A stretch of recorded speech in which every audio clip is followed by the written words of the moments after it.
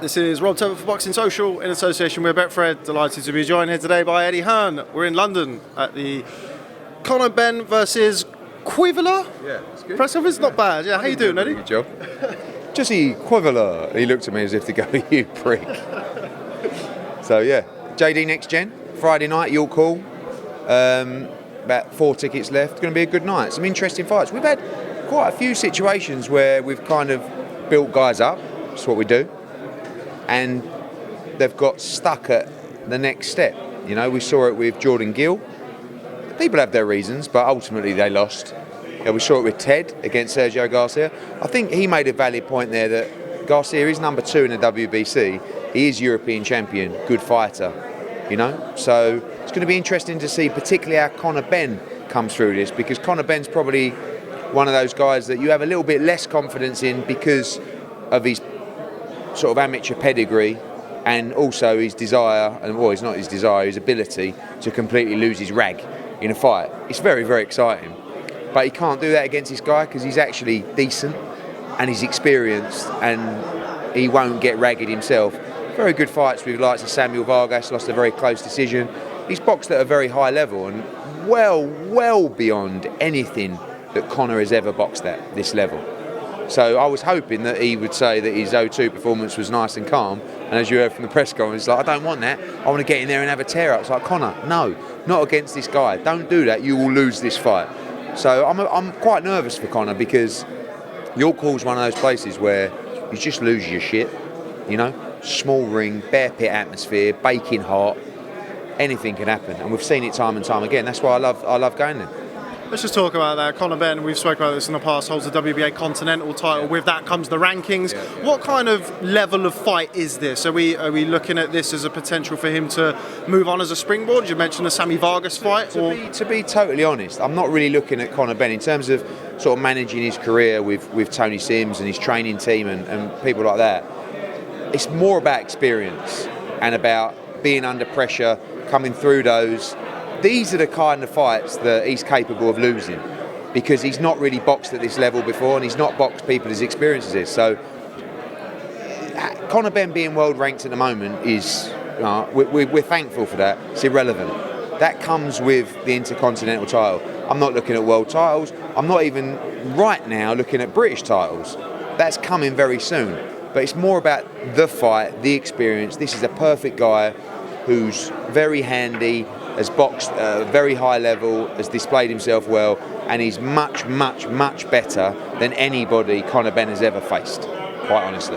So it's more about the progression with someone like Conor Benn. And he's someone that, you know, you have to guide slightly differently to a guy who's had 200 amateur fights, boxed in the Olympics, boxed, you know, but also people want to see him in proper fights. And I think this is, I hope, I might live to regret this, I hope this is the perfect opponent for him to have a very, very tough fight and hopefully come through and learn a great deal in the process. Let's talk about the rest of the card. Ted Cheeseman makes his first fight back since the Sergio Garcia loss. How important is it for him to get back in the ring after that night at the O2? I mean, I was shocked by some of his statements in the press conference. I liked what I heard, but it was basically like, if I don't win on Friday, I'm done, because I don't want to box at this level. For me, it's going to be interesting to see how he comes back from that loss. It was, say, hammering, but he took a lot of stick in that fight. He didn't quit. He didn't win many rounds. And it's how your confidence and physically and mentally you come back from that defeat. On the other hand, you've got Kieran Conway, who's just basically told you he thinks he's a massive favourite in the fight. Conway is very, very technically solid. He can punch. He's a good athlete. He's in great shape as well. I think this is a really tough fight for Ted Cheeseman. But he is right in what he says, in that if he can't be beaten, Kieran Conway and these guys, how does he expect to beat Fitz? How does he expect to beat Fowler? You know, these kind of guys. The Scott Fitzgerald fight is done with Ted Cheeseman, and it's a really big domestic fight that I really want to see. So he can't afford to slip up in these fights. What I really like about the British domestic fights, Lonsdale belt fights, are everyone's desperate to win. Sometimes you bring in a foreign opponent. This isn't the case with the Conor Benn fight, but sometimes you bring him in, you don't really know what you're getting. You know, has he actually had a proper camp? Does he actually want to win? What's happening in his life? But in these kind of fights, you know that Kieran Conway has got a chance to be Northampton's first ever British boxing champion. And he's bang up for it. So Cheeseman better be on it. Because if he's not right, physically and mentally, we've seen a lot of stuff going on in his life. I mean, it's remarkable that he's here and talking about it, and it's great for other people suffering with the same problems. But it can't have been like the greatest 6 months of his life. And we don't know how he will respond to that on Friday night. Again, so another fight I'm a little bit nervous about, because on paper, Cheeseman should be too good for Conway, but we don't know what's happened in his life, how the Sergio Garcia defeat has actually affected him. And we'll only find that out when the bell rings on Friday. Elsewhere on the card, Andre Sterling versus Craig Richards. Brilliant fight, eliminator for Josh Buatsi's light heavyweight title.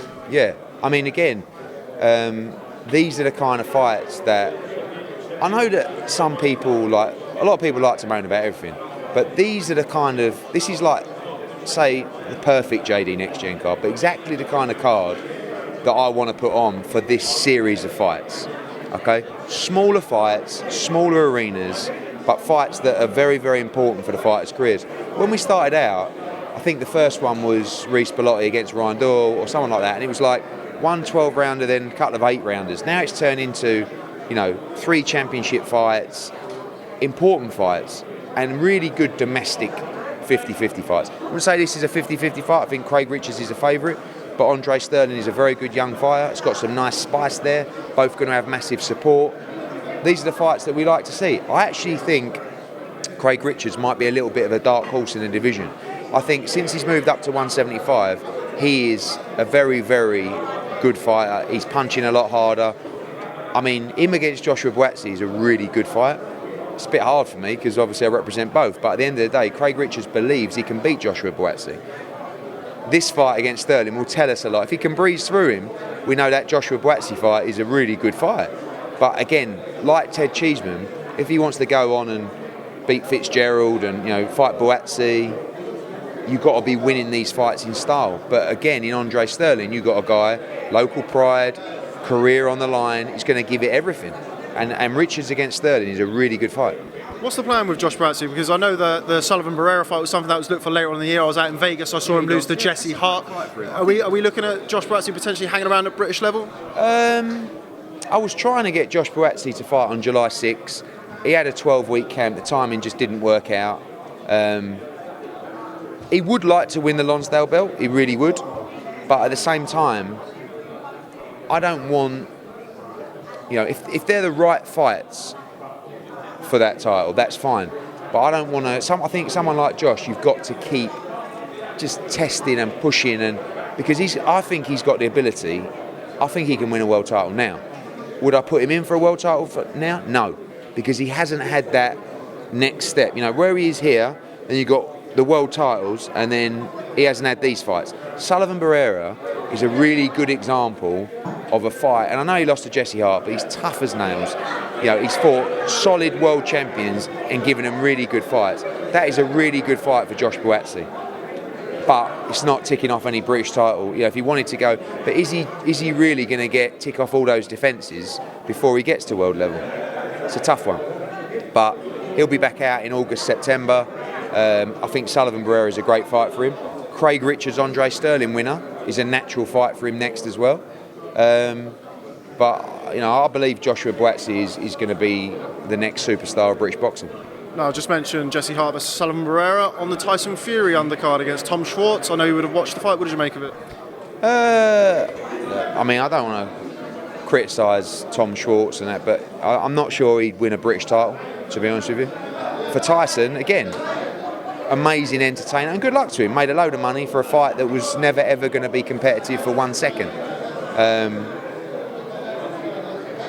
I thought, I just, like I said earlier, you get a lot of stick, and sometimes you look at the product that you're producing, i.e. Joshua-Ruiz and everything that went underneath it, and then you look at that as a pay-per-view event, and I think, fuck me, you do get away scot-free, because I would have got hung if I put that on. Can you imagine, after that fight? Hung!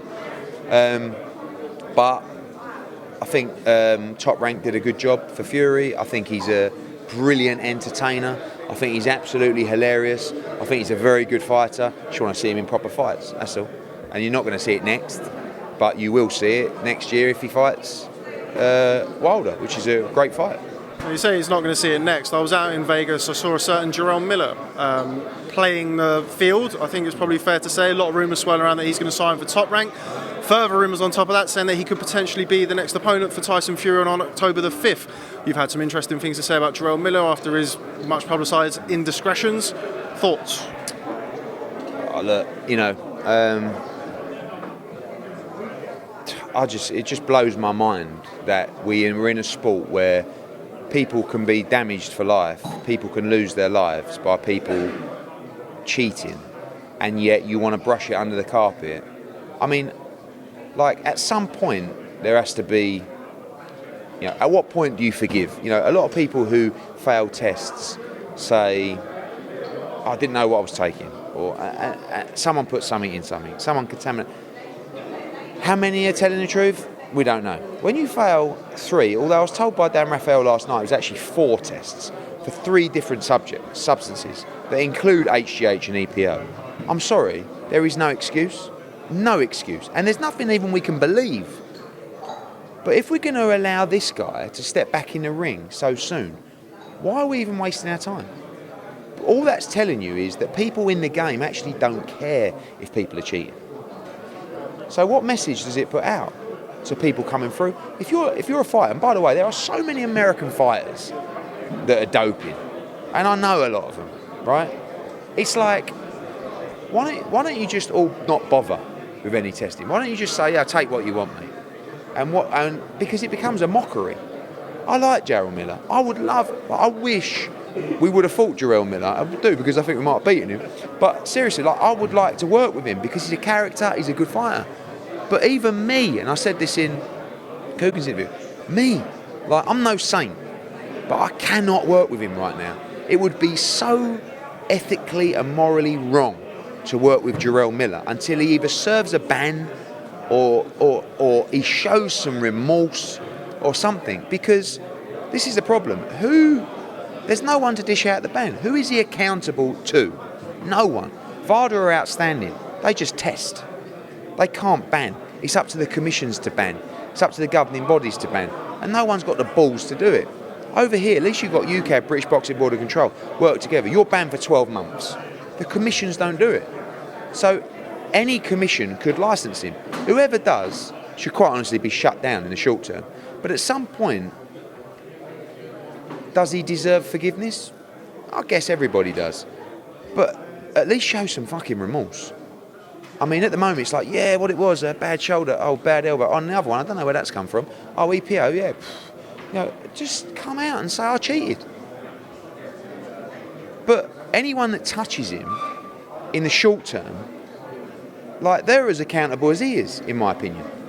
What message is this trying to put out? And people have gone through processes, they've had hearings, they've served bans, they've had their stick. And at some point, you have to say, all right, well, maybe you deserve a second chance. Maybe I believe you. This is not a guy who failed one test for a potential tainted supplement from an over-the-counter product. This is a guy that was sticking needles in him. And again, I'm a big Jarell Miller fan. I like the guy. Show some remorse, accept your mistakes, and then at some point when you've served your time, you should get a second chance. Possibly. But anyone, we're talking about, this happened 8 weeks ago. Fucking madness. Okay, just try and skate through this because there's a couple of people waiting behind me. We've seen Mauricio Sulaiman has had some things to say about yourself and Dillian Whyte, paraphrasing slightly, but saying that you've made a media circus about his WBC mandatory slot. Just your thoughts on that? I'm not going to say too much because I think we're very close to a resolution that will sort all parties. What I will say is that this week, Dillian Whyte would have been WBC number 1 for 600 days. And I think, in terms of the media circus, we haven't even put our shoes on yet to go to the circus. I will back this with Dillian Whyte till the very, very end. I like the WBC, I respect the WBC. This is so wrong if we do not get this resolution. And I will not give in until we get what is fair for Dillian Whyte. 600 days this week, right? And again, Oscar Rivas, world title, interim WBC. Yes, mandatory position. When? That's the key. Because it can't be 800 days. It can't be 900 days. It can't be 1,000 days. Give Dillian Whyte what is fair, and I believe we are very close now to a resolution that will end this mess. Because if we don't get a resolution, this is going to get way out of hand. Way out of hand. And it won't be good for anybody. But I'm backing him, Dillian Whyte, 100%, because this is what he deserves. He's done his job, he's beaten everybody, and this is the resolution that must be made, and hopefully we'll make that this week. Just finally, what update can you give me on the Joshua-Ruiz rematch, if indeed that is the fight that's going to happen next? Yeah, I was with Anthony this morning, talking about it. There's been 5 countries that have approached us to stage the fight. Really, for me, it's a front runner between the UK and the US. The dates we're looking at is anywhere between November 16 to December 14. Tottenham, Wembley and Cardiff are the runners in the UK. Although we've had several offers from the US, MSG is, makes sense because of the story. Right now, I would say it's 50-50. We'll be making a decision this week.